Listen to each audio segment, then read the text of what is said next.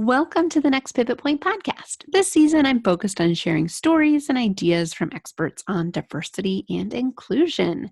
This episode, I will share some insights and ideas from my guest expert, Dr. Victoria Mattingly.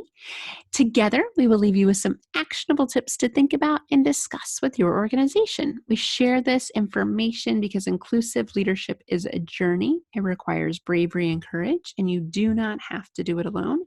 At Pivot Point, I believe we're stronger together. We are one. So I want to introduce you to Dr. Victoria Mattingly. She is CEO of Mattingly Solutions, a female-founded HR management consulting firm that builds and implements innovative behavior change solutions that combine learning development with diversity inclusion and people analytics.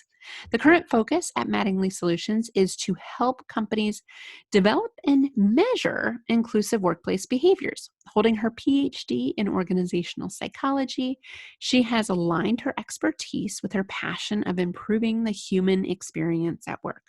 Her academic training and industry experience focused on the research and implementation of workplace interventions that result in happier employees, better leaders, healthier company cultures, and more inclusive and equitable workforces. Before starting Mattingly Solutions, Dr. Mattingly worked as a learning and development consultant at DDI, a behavior change solution designer at MindGym, and as a talent assessment specialist at Amazon. In addition to our consulting work, Dr. Mattingly speaks to diverse audience and runs corporate workshops about topics such as gender equality, allyship, interpersonal communication, career development, and reducing workplace stress and burnout. Wow, I am so excited to have you with us, Victoria. Welcome to the show. Thank you for having me, Julie.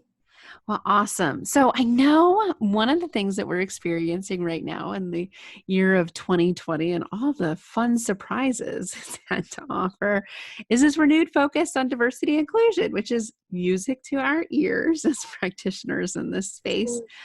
But I know a lot of organizations are struggling to even define what it means to them. And you have such a really nice, elegant way of defining that's so core to human, like who we are as humans, that I love. And you say it's really defined with these keywords. I love the words valued, respected, and heard. So tell me more about how you define diversity and inclusion and how you believe organizations are defining it today. Yeah, absolutely. And, whenever I started my business and, really just started exploring, what does this market look like and what are D&I practitioners talking about and doing, it was so surprising and interesting to me as an organizational psychologist that there wasn't a standard definition around diversity and inclusion, and particularly the inclusion piece, right? I think we all have a sense of, okay, diversity, it's these differences, it's, the words like gender and race and, sexual orientation. Like, I think we can kind of wrap our brains around that. But the inclusion piece, I mean, I heard everything from gender inclusive bathrooms to non-alcoholic beverages at events to, corporate policies around, work from home or parental leave.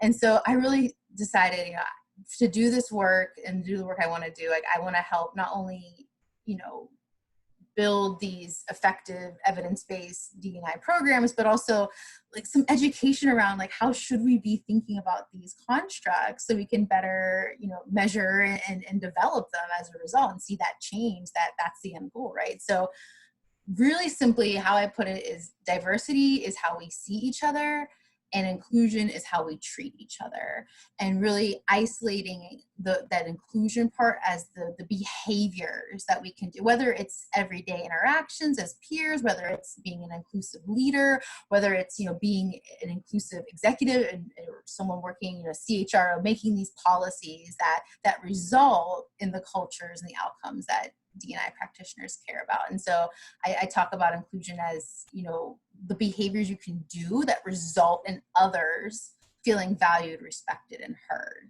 And I think that's the hard part about diversity and inclusion, is that there isn't this clear rule book about what exactly those behaviors are. You actually have to take the time to learn about the person you're interacting with to find out what does make this person feel valued. How can I use the right words, make them feel involved, make them feel heard and part of the team so they feel respected, and also creating that psychological safety that people feel like they can use their voice and be heard, at their organization. So I'm trying to provide some direction, but also, have it foundational in it that the answer is always going to vary depending on who's in that room with you. Yeah.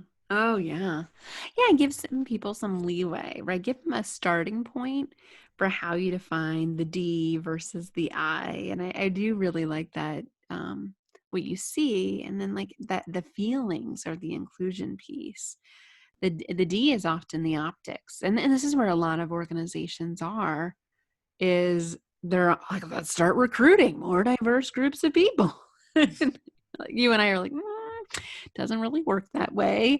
You got to have the I, the inclusion, because we know what happens. The retention rates are much lower for folks that fall into diverse groups. And the reason is because inclusion's missing. So how people feel in the workplace has always been important. But I think what we're realizing now is it is really, really, really important. Yeah. People aren't willing to compartmentalize their lives and show up as this robotic person in the workplace. And they don't have to anymore. We're working at home. We're doing all sorts of things that have changed, and Black Lives Matter, and so much of our full human identity can come into the workplace now. And that means we want to feel valued, respected, and heard, like you said. Exactly. So you are a PhD in organizational psychology, and coming into the D&I space, I know you're a big fan of using the science and evidence-based solutions. And this is a big critique, I think, in the D&I space, as somebody that's gone into organizations. They're like, what's the ROI? How do we measure this? Like, what do I expect to see more of, less of? And I've always struggled with that, quite honestly. I mean, we have feedback forms and we measure perceptions and things like that, but I've struggled with my clients to get them to see, like, point A was here, point B were better. How do you bring the science into this conversation?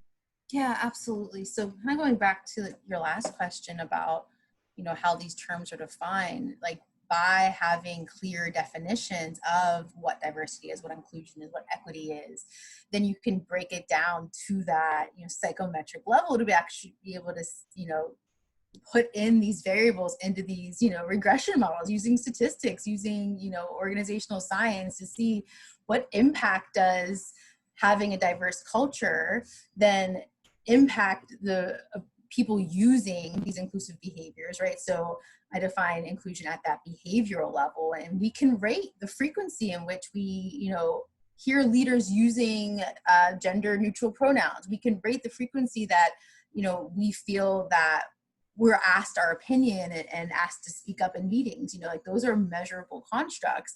Plugging that into the equation to then see how does that then predict people's feelings of belongingness, which we know then predict their likelihood to stay at an organization, predict their engagement levels, how productive they're going to be, how loyal they feel to that company.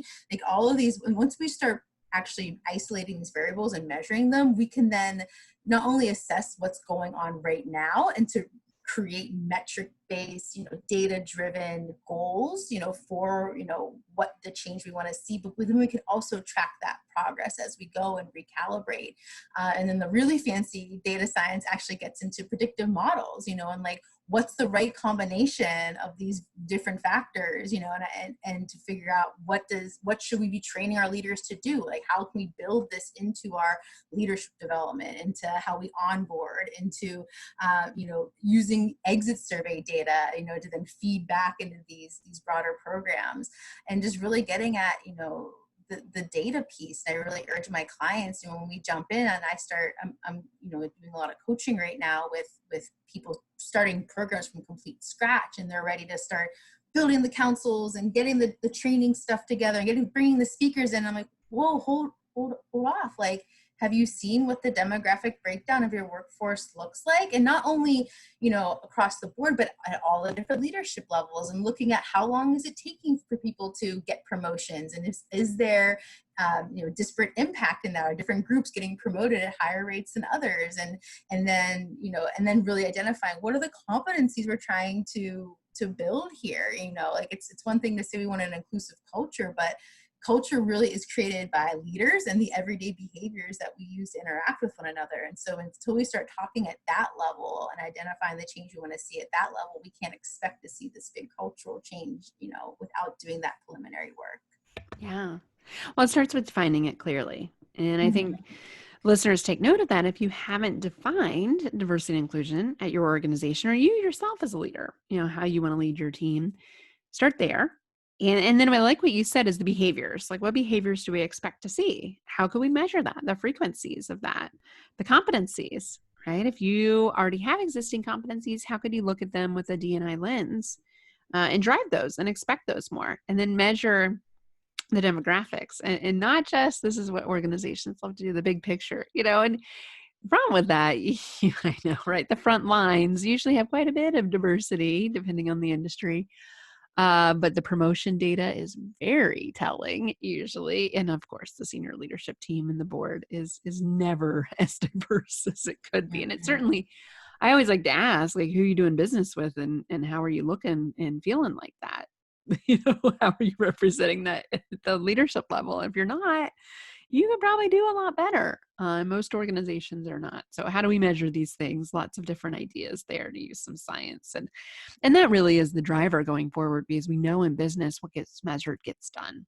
And we would never say in a for-profit business, let's not measure profitability this year. Well, maybe people don't want to this year, but you probably still are. And nonprofits, we're just not going to measure fundraising dollars. Like, if D&I is important, you measure it, right? Have some goals, have some accountability about it. It will get better if you measure it and have visibility. And it's not to get people in trouble, it's just to raise awareness and visibility for it. So I love all those ideas. Now, Victoria, you have an interesting story, because this year has been the year that you've really launched a lot of new things in your business, including your online course. Mm-hmm. So, when you and I first met, it was, D&I was just really taking off early this year when we connected, this spring amongst the pandemic and everything. You're like, oh gosh, what do we do? And you had this whole course lined up to shoot in the studio, and then everything, the world changed. But you've come out of it with a really cool, I love the pivot point of all of this. You came out of it with a really great course that you're going to offer for our listeners as well, a discount code. So I'd love for you to tell us, A, about your journey to developing an online course, and B, what the course is all about. Absolutely. So as you said, I partnered with Udemy. So they have, a lot of people know them for their B2C marketplace. You just go and buy, different training courses now. But they also have a B2B, Udemy for Business, which is like in competition with LinkedIn Learning and these license-based corporate, libraries of training.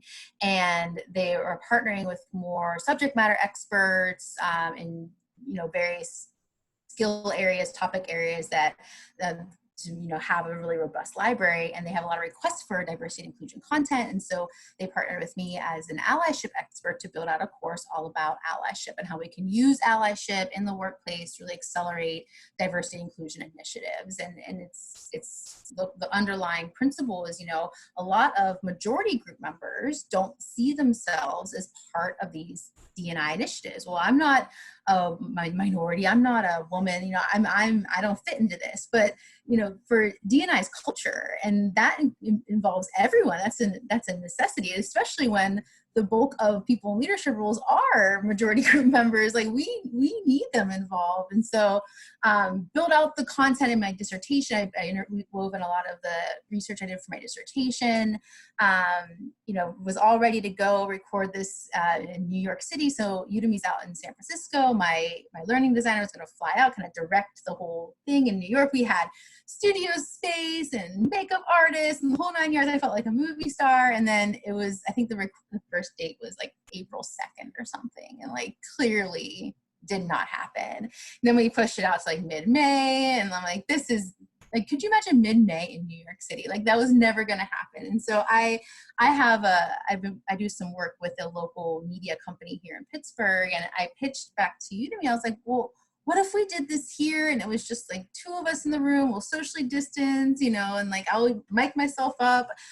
I can get a makeup artist friend of mine to do a demo with me on Zoom, so I can have like my makeup, professionally done. I'm like air quoting, uh, and they went for it, and we recorded it. I think it was early June. Oh, it would have been May. We recorded it here in Pittsburgh. We did it over 2 days. We during our lunch break, we're like on 20 feet apart eating our lunch and like having a conversation across the room. And this production team did a phenomenal job, and we got it all edited. And my learning designer, she said this is the first, because they do a lot of these projects. So the first one we've successfully completed during the pandemic, and it's had a really great response. And we've had over 1,500 enrollments and hundreds of reviews, and it's been phenomenal seeing the reception for it. And what about like this timing? Like right now people are just so hungry for resources on how to be a better ally, and it just feels so good that we were able to get this content out there and get it in the hands of people wanting to learn more and do that work. And it is very action oriented. I mean, I define allyship as very much the actions allies do to support and advocate for others. And you can't call yourself an ally. Your allyship lies in the actions that you do. And so each of the little mini lectures are very much different actions and skills, really to get people doing this work and give them the confidence and the toolkit to do it. So yeah, but it was a crazy experience trying to get it all done, whenever you don't even know if you're allowed to be in the same room some days. Yeah. Kind of forged ahead and got it done. Oh, what a great personal story of, adversity and then like just pushing right through it. Mm-hmm. And I think a lot of people, myself included, can make excuses this spring of, oh, no one cares about this. Like, I'm just going to go cry, throw my hands up. And you really pushed through it. So kudos to you for doing that. And of course, sounds tremendous, because I know a lot of the pushback I'm getting around allyship, or have over the years, has been, yeah, you can't just show up and be like, I'm an ally, which you and I both don't define it that way. It's an eye of the beholder. Like you said, it's through your actions. It's not through you self-proclaiming. But also the term ally, especially in the racial space, I think has been misused to show, hey, I'm going to be an ally and not do anything. And we need active allies right now. And allies take action. They don't sit there silently as bad things are happening. They're not bystanders. So it's not a free pass to be guilt-free of the things going on in the world right now. And so I really like that it's action oriented. And that's the future of D&I. I think once you lay the groundwork, like you said, with the what it is, why it matters, how we're going to measure it, then it becomes the activity, right? And the intentional series of activities. It's not a one and done, check the box. You got to keep doing these hard things. So cool. I like to use the mentoring analogy, even though mentoring could very well be like an ally action, but the concept of mentoring, you wouldn't call yourself a mentor if you weren't actively mentoring someone, right? Like you don't just say, and so it's the same thing. Like every day you need to be a good mentor. You're serving your mentee, your prodigy, and it's the same with allyship. It's never a one and done thing, and that's like a really big point I try to get across. Yeah, that's good. And mentoring is one way you can show up as an ally. Exactly. It's one of the choices. But yeah, you wouldn't say I'm mentoring someone if you haven't seen them for 6 months. Exactly. That would be weird. So don't do that if you want to be an ally. Keep showing up. And we do want you to show up. I love the point about white men. 92% of senior leaders in Fortune 500, white men. I mean, it's stark with Black Lives Matter. I couldn't believe we had no women of color right now leading Fortune 500 companies. We have in the past, just a few, and then 4 men of color leading Fortune 500 companies, and just 7% women. So yikes, we got a lot of work to do. Yeah. Which it brings me to, of course, the world right now, a few months after, George Floyd and all of the events that you and I know are happening all the time, all the problems that we have with race here in the United States and really globally. I think we're seeing a global response to this, which is really cool. You and I experienced and did this work through Me Too, which I'm starting to get reminded of now. Mm-hmm. And there's a few things that weren't so good about it. There was some great awareness that was generated, much like the awareness that's generated right now with Black Lives Matter. But I'm curious, the parallels you're seeing between the movements separated by about 3 years, right? We're about 3 years post at least the initial wave of Me Too, which like you could, Black Lives Matter, of course, started several years ago, but you can mark kind of the current progress, reignited in the last couple months. What are you seeing as parallels between the movements and differences, of course? Yeah.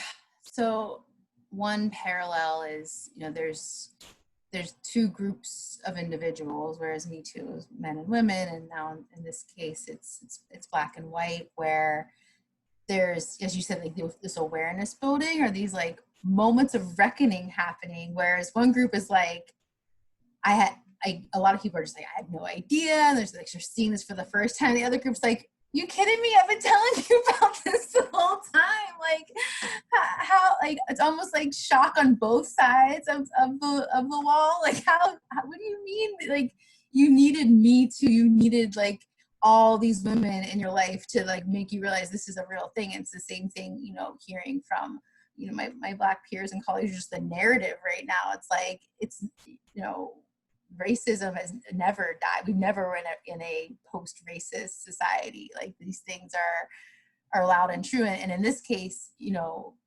there needed to be extreme things. Like Harvey Weinstein was a very extreme example, even though, sexual harassment or gender discrimination is the severity runs on a spectrum, right? But it all contributes to the same problem. I think there's that parallel too, that, it's a shame the society needed, not only like the first, George Floyd was by no means the first, but like people literally have to die, and we need this crazy, social disruption to like get people to finally start taking note. And so I'm grateful for the fact that people are now becoming aware. Organizations are being more accountable and trying to create more accountability for themselves. But both cases break my heart that it took getting to the point of people, being harmed in awful ways for people's eyes to be opened. And another parallel that I'm hoping doesn't happen, but I'm already starting to see is, so after Me Too, a lot of men, there was this like counter like consequence that men were like, okay, well, I'm just not even going to talk to women at all. I don't want to say the wrong thing. I don't know where the line is. So like, I'm just going to leave women out of the room. And there was a few years ago, some media coverage about Mike Pence and how he will not be alone in a room or in a car with a female aide for the White House. And like, that's where these one-on-one conversations, or, just being in the room, being at the table, like that can make or break someone's career, especially with someone, the vice president of the United States, or, take that same thing and apply to leadership at any organization. And that's detrimental to the career development of female employees. And what I'm starting to see a little bit of, and I'm trying to caution my clients against, or, speaking out about, is, white and Black people need to be talking more right now, not less, and not in a way where we're making our Black peers, educate us. I always say, if you can Google it, there's no reason to be having a conversation about it. But I'm talking about real, communication, reaching across divide, even if it is just in the context of work. We need to be incorporating others now intentionally and strategically, not just, well, I'm not even going to go there because I don't want to say the wrong thing or do the wrong thing. And that's detrimental. And I don't want that to continue to be a parallel. No, and it's always interesting to me when people say that, like, oh, I can't say anything right, so I'm not going to say anything at all. And that happened with Me Too, and I think that's happening a lot right now too. It's like, wow, you have to recognize your own privilege and even being able to have that choice. You ask women, you ask people of color, like, we don't get that opportunity. We don't have that choice. It's every day we're living these experiences. What an opportunity to be an ally. What an opportunity to show up and be there for somebody. And something I'm coming to terms with in my ally journey now, especially on race, being a white person, is, it really helps me be a better human. None of this surprised me a lot. Over the summer, the response really surprised me. Like, why now? Why this? Like, this happens a lot, and it shouldn't, to your point. It's so unfortunate that people have to be harmed for us to murdered to get our attention even.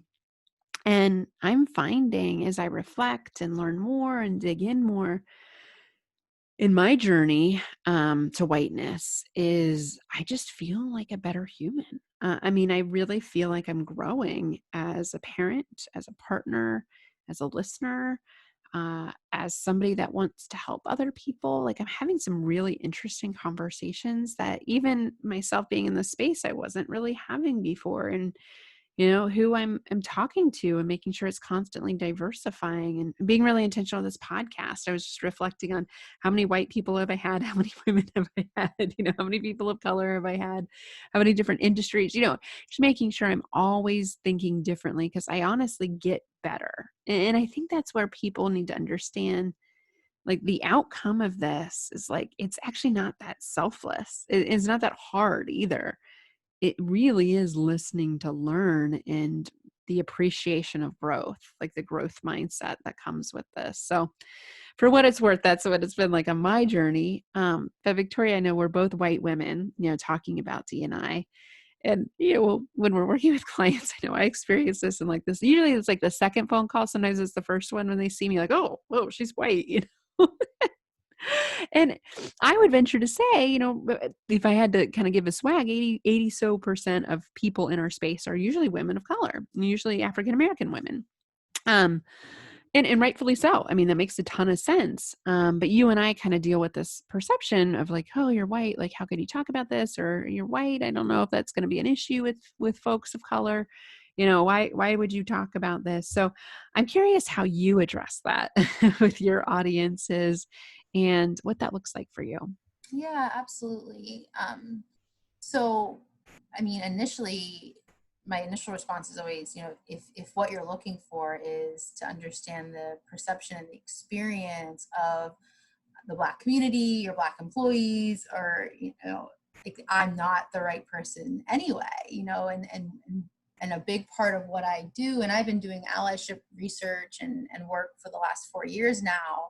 I wrote a dissertation on what it means to be an ally. So when it comes to the tools and what we need to have these necessary conversations and build these relationships and do the work, I am an expert in that and I can provide those tools, but it is, I do that using the scientific methods I told before, but also in partnership with some really awesome, in this case, like Black peers, Black facilitators, Black business owners, who I partner with to do this work alongside.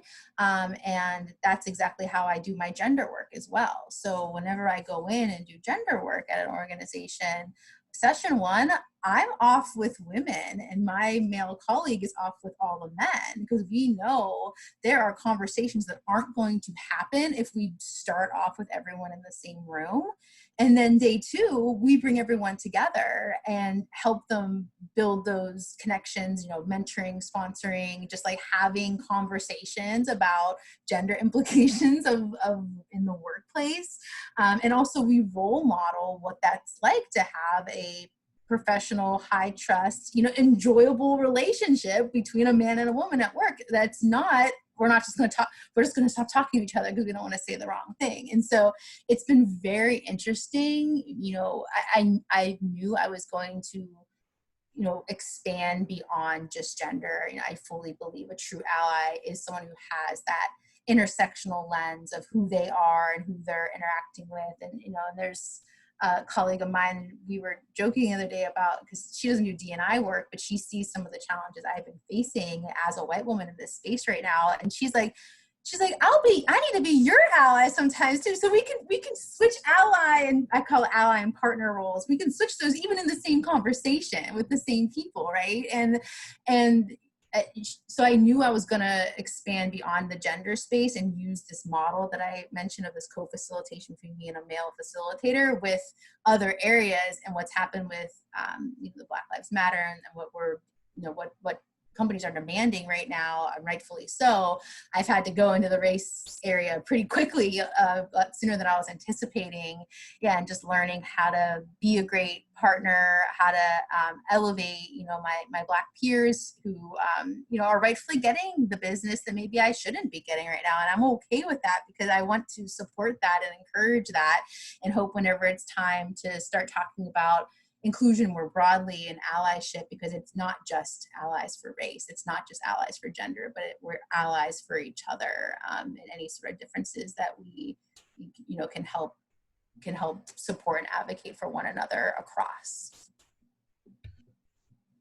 Well said. And there's no better way to demonstrate you're an ally than to touch the other dimensions of diversity. So I love all that. And it's something I often honor as a privilege. I understand I have white privilege, and just lean right into that. I understand I am a white woman, because I often see grimaces on people's faces, like, really, now another white person in the diversity space? Like, this was one we could own. And I get that. Totally get. I used to be like that with men in the gender space. Like, come on, really?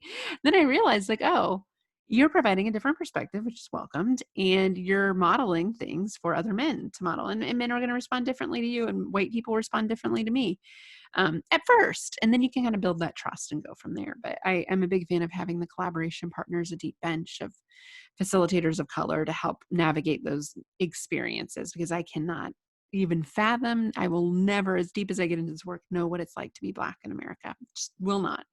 And I don't want to pretend to be, but I can leverage others as allies, and share their stories and amplify their voices together, which, like you said, with partnership as an ally.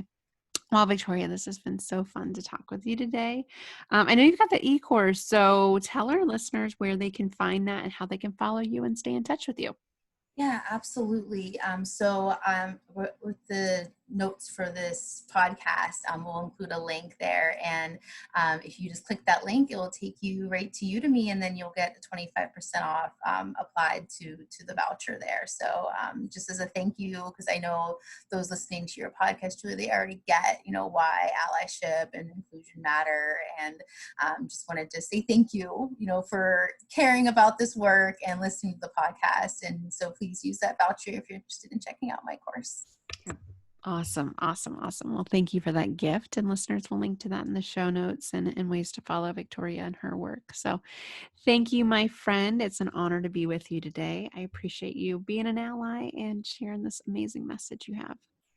Thanks for putting it out there, Julie. I'm so glad to be a part of it. Thanks so much for listening to this episode. Who do you know that needs to hear this message? Hit the share button and share it with them. You can also connect with me and Victoria on LinkedIn. Simply search me, Julie Kratz, Kratz. You can also find us and share this episode anywhere you get podcasts. Every review on those podcast platforms helps other as allies find us. I host this podcast because I believe we are stronger together as allies. Thank you for listening.